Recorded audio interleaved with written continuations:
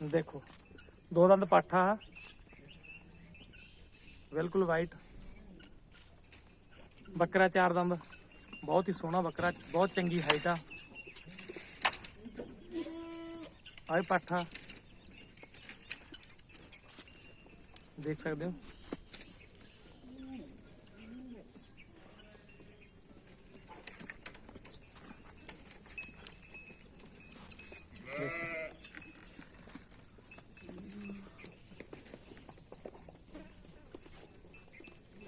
शानदार चारों नग।